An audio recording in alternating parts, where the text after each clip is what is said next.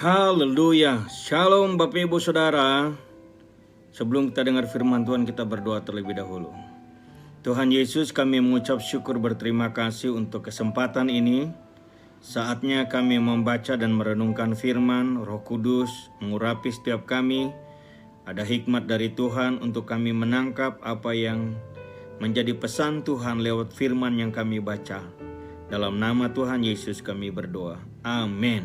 Puji Tuhan. Saudara yang diberkati oleh Tuhan, pada kesempatan ini saya akan menyampaikan firman Tuhan dengan judul sederhana, yaitu Allah turut bekerja. Puji Tuhan, berbicara tentang Allah bekerja, sejak dari Kejadian pasal 1, Tuhan bekerja menciptakan langit dan bumi. Tuhan terus melakukannya sampai selesai. Hari yang ke-6, paling terakhir manusia diciptakan. Lalu setelah itu, ternyata bukan hanya menciptakan alam semesta ini saja, tapi kemudian ada kerja Tuhan berikutnya, yaitu apa? Merancangkan dan mengerjakan keselamatan untuk seluruh umat manusia. Tuhan Yesus waktu ada di muka bumi ini berkata bahwa aku bekerja sampai saat ini karena Bapakku di sorga juga bekerja. Dan Yesaya melukiskan tentang Tuhan yang bekerja ini adalah Dia kerja sendiri menciptakan alam semesta ini dari ujung sampai ujung tanpa lelah, tanpa berhenti. Nah, saudara yang diberkati oleh Tuhan, itulah Tuhan kita. Dan Tuhan ini dalam wujud Yesus Kristus, wujud manusia yang pernah ada di muka bumi ini 2000 tahun yang lalu. Sekarang kita mau baca ayat ini bahwa Dia turut bekerja dalam segala hal. Puji Tuhan. Roma pada pasalnya yang ke-8 ayatnya begini, kita tahu sekarang bahwa Allah turut bekerja dalam segala sesuatu untuk mendatangkan kebaikan bagi mereka yang mengasihi Dia, yaitu bagi mereka yang terpanggil sesuai dengan rencana Allah. Saya mau berkata begini bahwa ada banyak sebab saudara bisa ada di dalam tahanan ini, di lembaga pemasyarakatan. Ada banyak hal, ada banyak sebab. Bisa karena konsekuensi daripada saudara melanggar hukum. Bisa juga karena saudara dikorbankan. Ya bisa juga. Bisa juga karena ada konspirasi lainnya. Tapi dengar baik, apapun itu, apapun sebabnya, sekarang saudara ada di dalam lembaga pemasyarakatan. Maka tidak bisa tidak, saudara harus terbuka menerima kenyataan, fakta kehidupan, sejarah hidup bahwa saudara pernah ada di lembaga pemasyarakatan. Itu sebabnya hal penting yang harus kita sadari bersama bahwa Roma 8 ayat 28, kita tahu sekarang bahwa Allah turut bekerja dalam segala sesuatu untuk mendatangkan kebaikan bagi mereka yang mengasihi Dia. Orang yang mengasihi Tuhan bukan berarti tidak pernah gagal, gitu ya. Orang yang mengasihi Tuhan bukan berarti tidak pernah salah dalam hal melanggar firman. Bisa aja salah, melanggar firman bisa terjadi. Tetapi yang namanya orang mengasihi Tuhan, gak mungkin untuk selama-lamanya dia akan melakukan kesalahan dan melanggar firman. Itu gak mungkin. Karena orang yang mengasihi Tuhan akan belajar dari situasi dan kondisi, belajar dari kesalahan dan mau memperbaiki kesalahan. Itu orang yang mengasihi Tuhan. Orang yang mengasihi Tuhan akan berpikir tentang nama baik Tuhan. Dan ayat ini berkata, Tuhan mendatangkan kebaikan bagi mereka yang mengasihi Dia, yang mengasihi Tuhan. Nah, Bapak Ibu yang diberkati Tuhan, apa yang didatangkan Tuhan? Bisa saja didatangkan Tuhan ini, yang pertama sebelum kita mengasihi Tuhan, tadinya kita adalah orang pemberontak. Lalu kemudian lewat Roh Kudus Tuhan menjamah kita, membuat kita bertobat, bisa terjadi.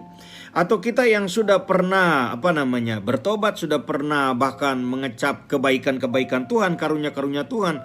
Tapi kemudian satu dan lain hal, kita terpengaruh dengan dunia ini, kita meninggalkan Tuhan, bisa terjadi. Atau kita jadi jauh dengan Tuhan, bisa terjadi. Tetapi kemudian dengan satu peristiwa membuat saudara ada dalam tahanan ini, maka Allah turut bekerja dalam segala mendatangkan kebaikan. Itu adalah membuat saudara insaf. Membuat saudara merasa bahwa memang dulu saya sadar saya terlalu sombong, saya takabur dan seterusnya. Saya menjauh dari Tuhan, saya mengandalkan kekuatan, saya mengandalkan orang-orang hebat sekitar saya dan sebagainya. Maka saudara akan insaf untuk hal itu. Saudara mungkin setelah berhasil menjadi arogan, menjadi sombong, dulu punya banyak teman, maka sekarang meninggalkan teman-teman yang dulu karena menurut saudara mungkin teman yang dulu gagal, gak berhasil, miskin dan sebagainya. Saudara mau cari teman yang baru mungkin karena gengsinya sudah naik, jadi mesti cari orang-orang yang di atas-atas juga. Tapi dengan peristiwa saudara ada di dalam ini, akhirnya saudara menyadari bahwa saya mesti sadar. Saudara menyadari bahwa saya terlalu sombong bagi keluarga, saya tidak menghargai istri dan seterusnya dan seterusnya. Saudara bisa menyadari hal itu. Saudara bisa menyadari bahwa mungkin dulu saudara lebih mengejar harta, mengejar kekayaan daripada mengejar Tuhan atau dekat dengan Tuhan. Saudara jadi jauh dengan saudara, dengan keluarga. Saudara menjadi jauh dengan istri dan anak-anak. Di tempat inilah saudara bisa merenungkannya, dan itu yang namanya Tuhan turut bekerja mendatangkan kebaikan. Saudara insaf akan hal itu, saudara sadar akan hal itu. Saudara berkomitmen bahwa saudara mau menjadi orang yang berguna bagi keluarga, berguna bagi bangsa. Saudara mau menjadi orang yang berguna bagi pekerjaan Tuhan dan lain sebagainya. Intinya adalah Tuhan mau supaya saudara dan saya, kita semua selalu dan selalu mendekatkan diri hanya kepada Tuhan. Katakan amin kalau saudara setuju. Amin, puji Tuhan.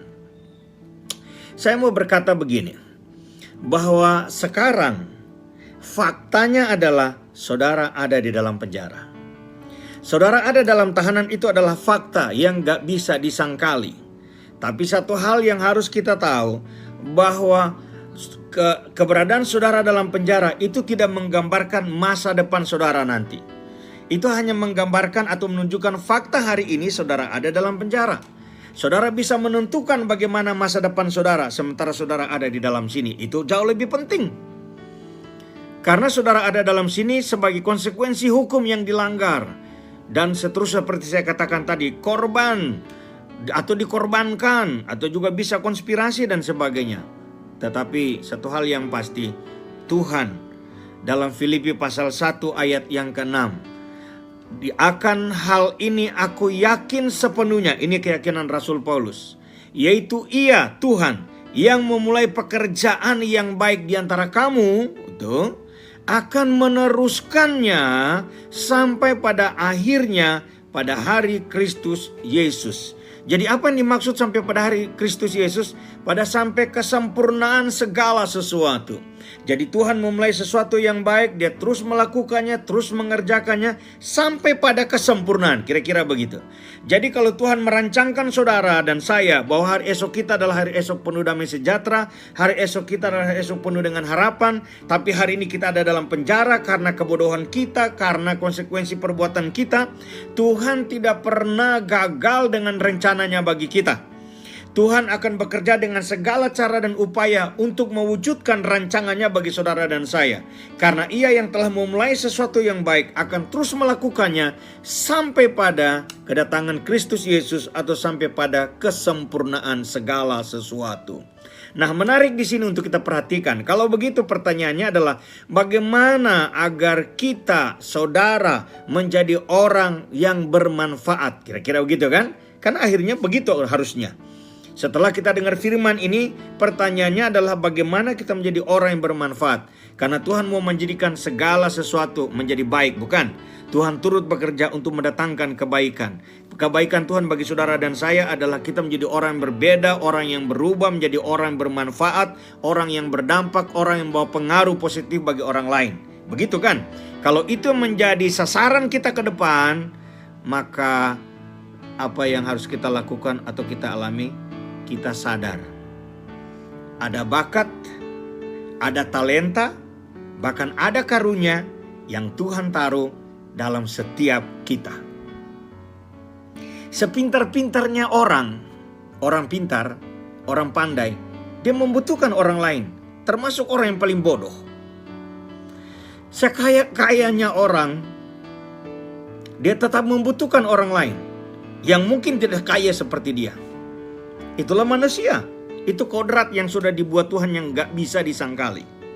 Sehebat-hebatnya satu negara yang kaya, yang berkuasa, yang kuat, super power gitu ya, dia tetap membutuhkan negara lain, termasuk negara yang lemah.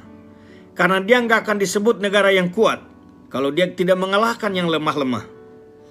Kalau yang kuat sama-sama kuat, nah gimana caranya? Pembuktian bahwa dia lebih kuat kalau dia bisa mengalahkan yang kuat itu. Intinya, tidak ada satupun yang tidak bergantung kepada yang lainnya di muka bumi ini.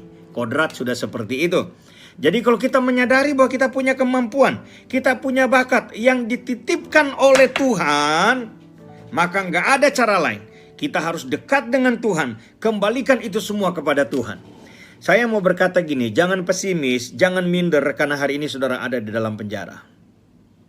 Saya ulangi katakan bahwa masa depan tidak dilihat oleh fakta hari ini saudara dalam penjara. Tapi hari ini ada di dalam penjara, saudara menentukan masa depan saudara. Itu yang lebih penting daripada menyesali, kecewa dengan keadaan hari ini. Dan saya mau berkata begini, Yusuf pernah ada di dalam penjara. Apa karena dia salah? Tidak. Dia difitnah oleh istri bosnya. Paulus pernah dalam penjara. Apakah Paulus berbuat salah? Tidak. Karena Paulus memberitakan firman. Yohanes Pembaptis pernah dalam penjara. Mengapa dia dalam penjara? Apa karena dia membunuh? Tidak. Apa karena dia mencuri? Tidak. Apa karena dia buat kejahatan? Tidak. Tapi dia menegur kejahatan yang dibuat oleh Raja Herodes. Itu yang membuat dia akhirnya masuk penjara. Tetapi saya mau baca ayat ini untuk saudara.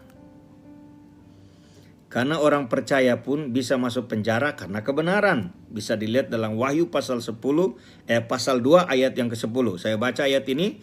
Orang percaya, orang benar, gereja Tuhan juga bisa masuk penjara karena kebenaran. Jangan takut terhadap apa yang harus engkau derita. Ini pesan Tuhan pada jemaat Smyrna. Sesungguhnya iblis akan melemparkan beberapa orang dari antaramu ke dalam penjara supaya kamu dicobai dan kamu akan beroleh kesusahan selama 10 hari. Kata 10 hari artinya ada batas waktunya. Saudara nggak akan selamanya ada dalam penjara. Hendaklah engkau setia sampai mati dan aku akan mengaruniakan kepadamu mahkota kehidupan. Gitu ya. Nah yang saya mau bahas di Petrus nih. 1 Petrus pasal 3 ayat 17. 1 Petrus 3 ayat yang ke-17, sebab lebih baik menderita karena berbuat baik, jika hal itu dikehendaki Allah, daripada menderita karena berbuat jahat. Dari ayat ini, 1 Petrus 3 ayat 17, kita tahu dua hal. Orang berbuat jahat bisa menderita masuk penjara. Orang berbuat baik bisa menderita dan masuk penjara. Mengapa demikian? Inilah dunia. Fakta, realita kehidupan. Saudara ada di negara hukum, saudara melanggar hukum, saudara kena konsekuensinya. Tetapi kemudian kalau saudara ada di antara orang jahat dan saudara berbuat baik, saudara ada di antara orang pembohong, perampok, tetapi saudara adalah orang yang jujur, maka saudara lah yang akan dikorbankan mereka. Nah, Rasul Petrus menasihatkan gereja Tuhan, jemaat mula-mula, jika kamu harus menderita, maka baiklah engkau menderita karena berbuat baik, bukan karena berbuat jahat. Mungkin saudara sedang menatap saya dan mengakui dalam hati bahwa saya adalah orangnya. Ada di penjara ini karena berbuat jahat. Mungkin juga ada di antara saudara yang sedang melihat saya dan berkata, saya ini tidak bersalah. Saya ini orang baik, tapi saya dikorbankan. Bisa juga. Tapi apapun itu, berita baik untuk saudara adalah Tuhan sudah mengampuni saudara. Pada waktu kapan Tuhan mengampuni saudara? Pada waktu saudara menyadari kesalahannya dan berkata, Tuhan ampunilah saya. Saat itu saudara sudah terima pengampunan.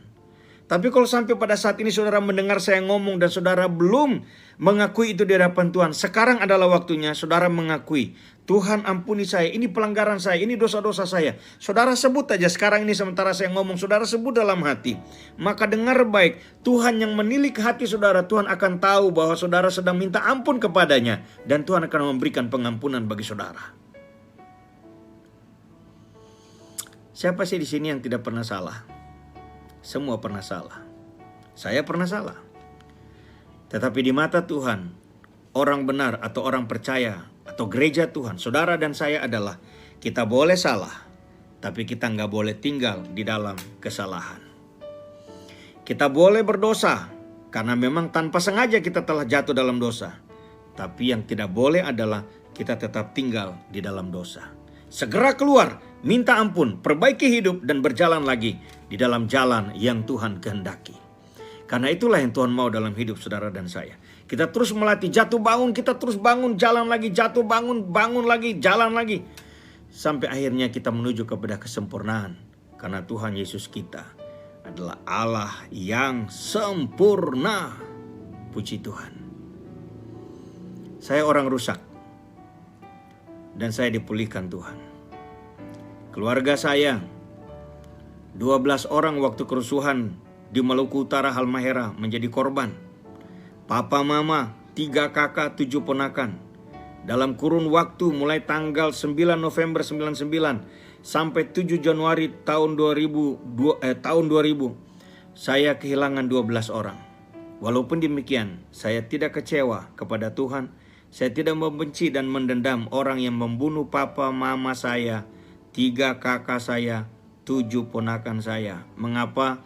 Karena saya percaya satu hal, tidak ada rambut ini yang jatuh tanpa seizin Tuhan. Artinya sampai hal-hal yang kecil pun Tuhan tahu. Jadi kalau Tuhan mengizinkan mereka dibunuh, Tuhan mengizinkan mereka mati dengan jalan seperti itu, Tuhan juga tahu alasannya kenapa harus itu terjadi bagi mereka. Tapi satu hal yang saya percaya adalah Tuhan tidak pernah keliru, Tuhan tidak pernah salah dalam mengizinkan sesuatu terjadi atas hidup saudara dan saya. Sekarang yang menjadi doa saya adalah Halmahera, orang-orang yang membunuh orang tua saya dijamah Tuhan dan mereka pada bertobat, terima Tuhan Yesus sebagai juru selamat.